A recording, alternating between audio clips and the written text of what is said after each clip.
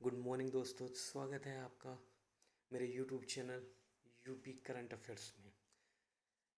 दोस्तों, PAT 2022 exam होने वाला है, तो उसके लिए जो संभावित प्रश्न है अगस्त 2022 करंट अफेयर्स से मैं वो आपके लिए लेकर आया हूँ। ये प्रश्न आपके लिए बहुत ही इम्पोर्टेंट होने वाले हैं पैट एग्ज़ाम के लिए, तो सेशन लास्ट तक देखिएगा और पसंद आया तो लाइक एंड सब्सक्राइब जरूर कर दीजिएगा। आइए तो स्टार्ट करते हैं हम आज का सेशन। तो दोस्तों, पहला क्वेश्चन है, Indian banking in retrospect 75 years of independence नामक पुस्तक के लेखक कौन हैं? दोस्तों, ये अगस्त की न्यूज़ है, बहुत ज़रूरी है। बुक्स वगैरह आपके पैट में आती हैं। तो ऑप्शन है मेजर योगेंद्र प्रताप, फैसल फारूकी, आशुतोष रारावीकर और रशीद किदवई। तो दोस्तों, इसका आंसर है आशुतोष रारावीकर। आरबीआई से संबंधित है ये। चलिए दोस्तों, आता है आपका अगला क्वेश्चन। अगला क्वेश्चन है, विश्व में सबसे बड़ा धार्मिक स्मारक कहाँ बनाया जाएगा? तो दोस्तों, ऑप्शन है उत्तर प्रदेश, मध्य प्रदेश, पश्चिम बंगाल, महाराष्ट्र। तो दोस्तों, इसका आंसर मैं आपको बताना चाहूँगा, इसका आंसर है पश्चिम बंगाल। लेकिन दुनिया का सबसे बड़ा धार्मिक स्मारक इस समय कंबोडिया में स्थित है। कंबोडिया में अंकोर वाट मंदिर इस समय वो दुनिया का सबसे बड़ा धार्मिक स्थल है। और कंबोडिया की राजधानी दोस्तों है नोम पेन। किसी भी कंट्री की कैपिटल करेंसी हम इसके साथ ही याद करते जाएंगे। आपको मैं याद कराते जाऊंगा, ये भी 1-2 नंबर के क्वेश्चंस आपके पैट एग्जाम में आ जाते हैं। तो दोस्तों, यहाँ से हमने आपको कंबोडिया की राजधानी भी बता दी और ये भी बता दिया कि एट प्रेजेंट इस समय सबसे बड़ा धार्मिक स्थल दुनिया का कहाँ पर है, कंबोडिया में अंकोर वाट मंदिर। लेकिन अब पश्चिम बंगाल में दुनिया का सबसे बड़ा बनेगा। ठीक है दोस्तों, चलिए अब हम आते हैं अपने अगले क्वेश्चन पे। भारत का पहला 3D पोस्ट ऑफिस कहाँ बनाया जाएगा? अच्छा क्वेश्चन है। तो दोस्तों, ऑप्शन आपके सामने है, उत्तर प्रदेश, तमिलनाडु, पश्चिम बंगाल, बेंगलुरु। तो मैं आपको बताना चाहूँगा, भारत का पहला 3D post office Bengaluru Karnataka में बनाया जाएगा। चलिए दोस्तों, इससे जो नेक्स्ट क्वेश्चन है, फोर्थ क्वेश्चन हमारा बहुत ही इंपॉर्टेंट क्वेश्चन है और काफ़ी क्वेश्चन बन सकते हैं इससे आपके हैं। तो आइए, 31वां व्यास सम्मान किसे प्रदान किया गया है? सबसे पहले तो हमें ये पता होना चाहिए, जो व्यास सम्मान है वो प्रदान करता कौन है। ठीक है, तो जो व्यास सम्मान है, व्यास सम्मान दिया जाता है के बिड़ला फाउंडेशन। के बिड़ला फाउंडेशन द्वारा व्यास सम्मान दिया जाता है और अगस्त में व्यास सम्मान दिए गए हैं। 2021 के 2022 में जो सम्मान दिए गए हैं 25 अगस्त 2022 को। लेटेस्ट न्यूज़ है पैट एग्ज़ाम के लिए। और सबसे बड़ी बात है, जिसको ये दिया गया है वो उत्तर प्रदेश के ही रहने वाले हैं। तो दोस्तों, 31वां व्यास सम्मान जो दिया गया है वो असगर बजाहत को दिया गया है, उनके महाबली नाटक के लिए। ठीक है, तो व्यास सम्मान सबसे बड़ी बात, दिया किसके लिए जाता है ये भी आपको पता होना चाहिए। ठीक है, नाटक लेखन के लिए संगीत नाटक अकादमी और 2016 में दिल्ली हिंदी अकादमी के सर्वोच्च सलाहकार सम्मान से भी इन्हें सम्मानित किया गया, जैसे मैंने डायग्राम में दिखा रखा है, आप इससे पढ़ सकते हैं। बाकी मैंने आपको बता ही दिया। और एक और इम्पोर्टेंट चीज़ है कि आप के बिड़ला फाउंडेशन के जो भी अवार्ड होते हैं, व्यास सम्मान के अतिरिक्त बहुत सारे ऐसे अवार्ड हैं जो के बिड़ला फाउंडेशन द्वारा दिए जाते हैं, उसको मैं नेक्स्ट वीडियो में मैं आपको बताऊँगा। लेकिन ये ज़रूरी है, इसलिए मैंने इस वीडियो में इसको मेंशन कर दिया है। चलिए दोस्तों, आगे बढ़ते हैं। इम्पोर्टेंट क्वेश्चन, 49वें मुख्य न्यायाधीश के रूप में किसे नियुक्त किया गया है? दोस्तों ध्यान से सुनिएगा, 49वें मुख्य न्यायाधीश के रूप में किसे नियुक्त किया गया है?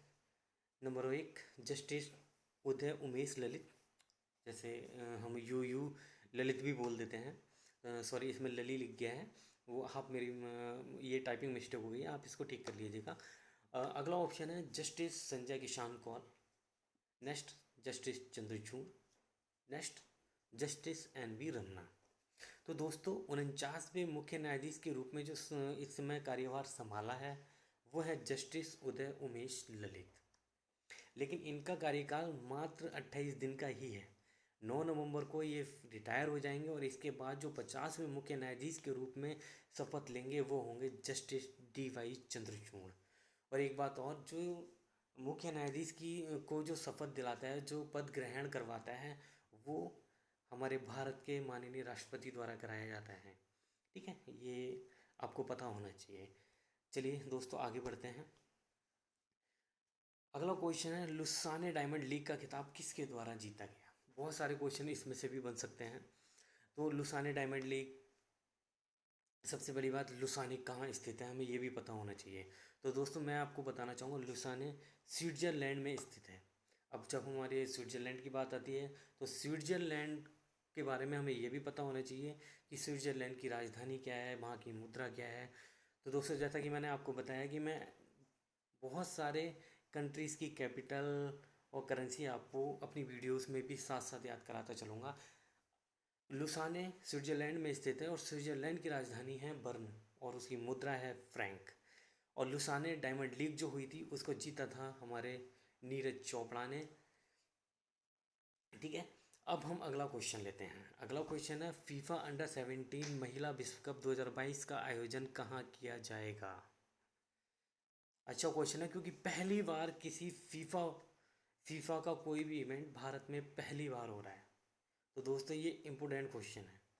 ठीक है, तो फीफा अंडर 17 महिला विश्व कप 2022 का आयोजन भारत में हो रहा है। कुछ टाइम पहले फीफा ने भारतीय फुटबॉल महासंघ को निलंबित कर दिया था और संशय बन गया था अंडर 17 विश्व कप पे।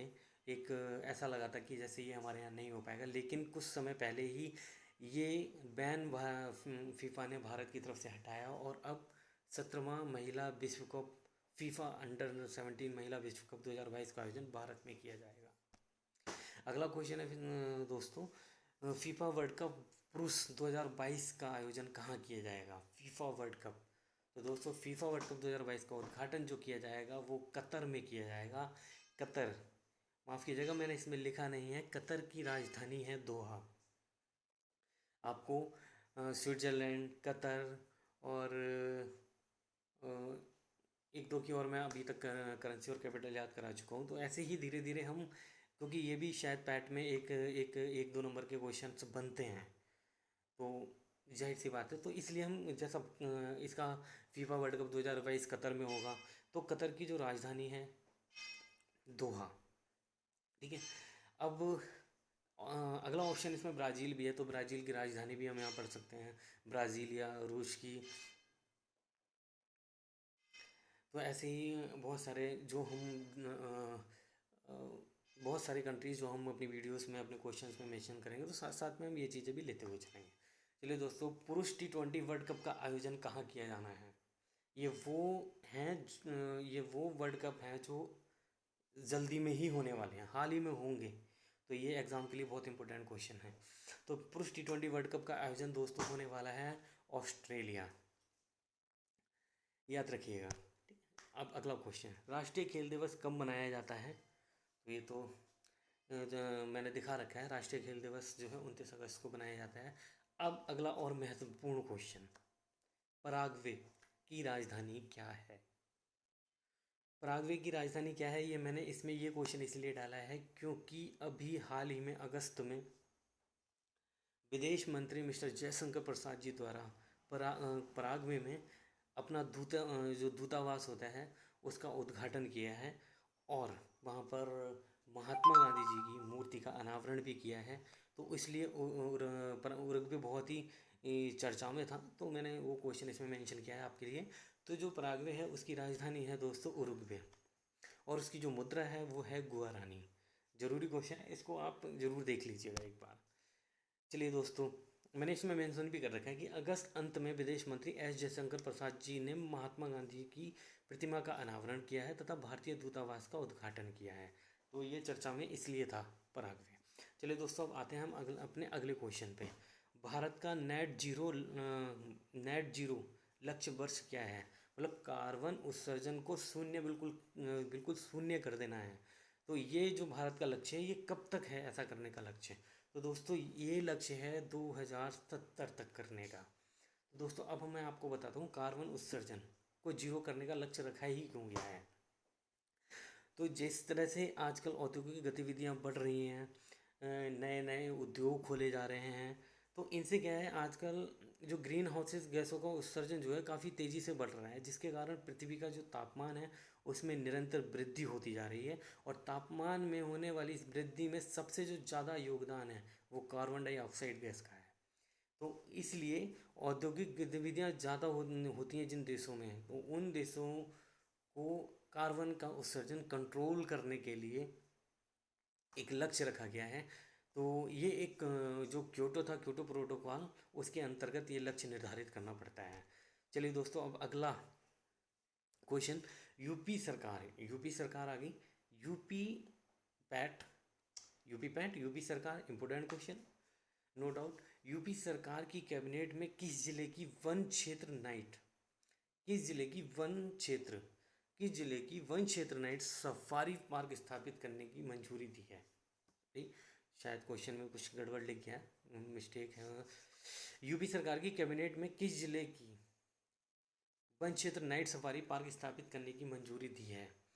दोस्तों, लखनऊ का जो वन क्षेत्र है उसमें नाइट सफारी पार्क स्थापित करने की यूपी सरकार की कैबिनेट ने मंजूरी दी है। और आपको मैं बताना चाहूँगा कि क्षेत्रफल की दृष्टि से अगर देखा जाए तो देश का सबसे बड़ा वन क्षेत्र मध्य प्रदेश राज्य में है। चलिए दोस्तों, अगला क्वेश्चन, यूपी सरकार, यूपी में किस जिले को इत्र पर्यटन स्थल के रूप में विकसित करने का फैसला लिया गया है?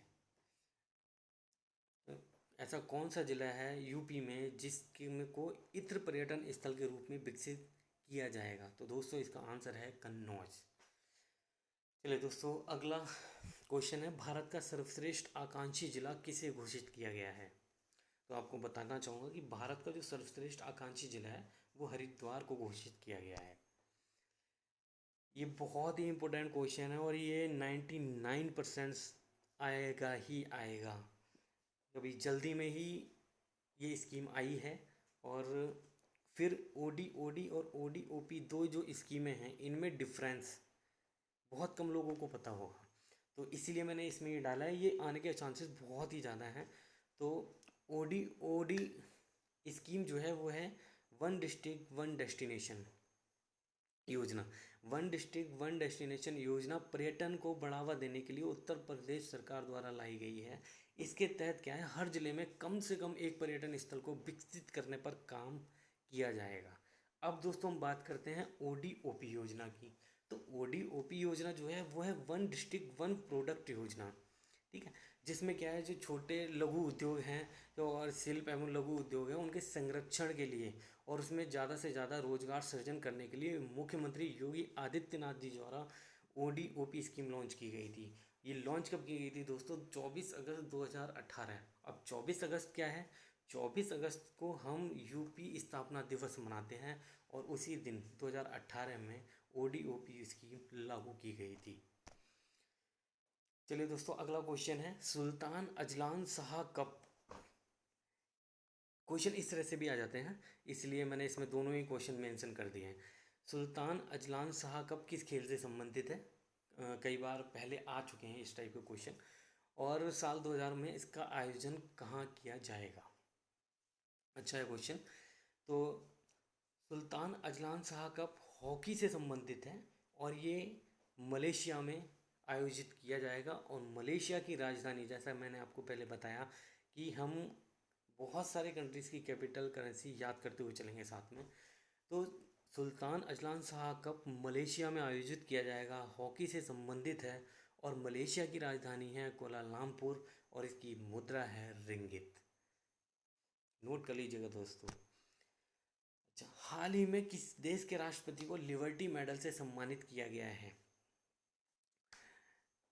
अच्छा क्वेश्चन है, क्योंकि यूक्रेन बहुत ही चर्चा में रहा है कुछ टाइम से, बहुत ही ज़्यादा चर्चा में, अपने यूक्रेन और रशिया वार को लेके बहुत ही ज़्यादा चर्चा में रहा है। तो यूक्रेन से एक क्वेश्चन तो बन सकता है, तो इसलिए इसमें मेंशन भी किया है मैंने। तो जो हाल ही में जो यूक्रेन के जो राष्ट्रपति हैं व्लादिमीर जेलेंस्की, उनको लिबर्टी मेडल से सम्मानित किया गया है और यूक्रेन की राजधानी है कीव। और जो इसकी मुद्रा है दोस्तों, मुद्रा आप याद कर लीजिएगा, हो सकता है ये इम्पोर्टेंट है एग्ज़ाम के लिए, हो सकता है ये आए, क्योंकि यूक्रेन बहुत ही ज़्यादा हाईलाइट रहा है। तो यूक्रेन की मुद्रा है रिवीनिया। ठीक है दोस्तों, नेक्स्ट क्वेश्चन। ये स्कीम अगस्त में जो स्कीमें लॉन्च की गई हैं बजट में, उन स्कीमों से भी मैंने एक दो क्वेश्चन उठा लिए हैं। बाकी स्कीम को लेके भी मैं एक अलग वीडियो बनाऊंगा 1 या 2 दिन में, पैट एग्ज़ाम से ठीक पहले, क्योंकि एक बहुत सारा करंट अफेयर पढ़ना इम्पॉसिबल सा हो जाता है एग्ज़ाम से ठीक पहले। तो जो इम्पोर्टेंट क्वेश्चंस हैं वो मैं आपके लिए लेकर आ रहा हूँ इस समय। तो ये है आपकी मुख्यमंत्री नगर सृजन योजना। ये भी पूछा जा सकता है ये किस राज्य से संबंधित है, किस से संबंधित है। तो दोस्तों, मुख्यमंत्री नगर सृजन योजना नगरीय निकायों में मूलभूत नागरिक सुविधाएं विकसित करने के लिए मुख्यमंत्री नगर सृजन योजना शुरू की गई है। इसका बजट इस बार 550 करोड़ है और ये उत्तर प्रदेश गवर्नमेंट द्वारा लागू की गई है 2 अगस्त 2022 दोस्तों। अब बहुत ही इम्पोर्टेंट क्वेश्चन है, क्वेश्चन आएगा ही आएगा। उत्तर प्रदेश हिंदी साहित्य द्वारा जो सम्मान दिए जाते हैं दोस्तों, वो 2 अगस्त को दिए गए हैं। बहुत सारे पुरस्कार हैं जो उत्तर प्रदेश हिंदी साहित्य द्वारा दिए जाते हैं, जिसकी लिस्ट मैंने नीचे मेंशन अगली स्लाइड में मेंशन कर दी है। आप उसको ध्यान से देखिएगा, पढ़ लीजिएगा, क्वेश्चन आएगा ही आएगा। भारत भारती सम्मान मिस्टर रामनाथ त्रिपाठी जी को दिया गया है और बाकी सारे सम्मान मैंने अगली स्लाइड में मेंशन कर दिए हैं। आप इसको एक बार ज़रूर देख लीजिएगा, ज़रूर देख लीजिएगा। ठीक है, थैंक यू दोस्तों मुझे इतना सुनने के लिए। और अगर आपको ये मेरी वीडियो पसंद आई हो तो लाइक एंड सब्सक्राइब ज़रूर कर दीजिएगा, और जो भी मेरी कमियां आपको लगें वो आप प्लीज़ कमेंट में मेंशन कीजिएगा ताकि मैं उनको इम्प्रूव कर सकूं। Thank you.